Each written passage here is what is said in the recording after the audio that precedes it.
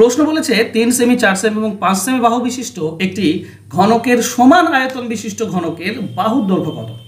দেখো একটা ঘনক রয়েছে যার বাহু হচ্ছে 3 সেমি, বাহু 3 সেমি হলে আয়তন হবে 3 এর কিউব, তারপরে আছে 4 সেমি আয়তন হবে 4 এর কিউব, আর তারপর আছে 5 সেমি আয়তন হবে 5 এর কিউব।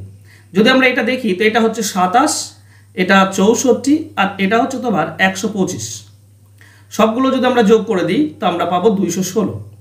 তাহলে এই তিনটি ঘনকের যোগফল হচ্ছে 316।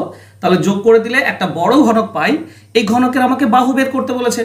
দেখো বাহু হচ্ছে আয়তন হচ্ছে বাহু কিউব, তো বাহু কিউব যদি 216 হয় তাহলে এ কি হবে, বাহু কি হবে, 6টি 3 গুণ করলে 3টি 6 গুণ করলে 216 হয়, তো 3টি 6 তার মানে একটি 6 বেরিয়ে আসবে, তার মানে এর ভ্যালু হবে 6।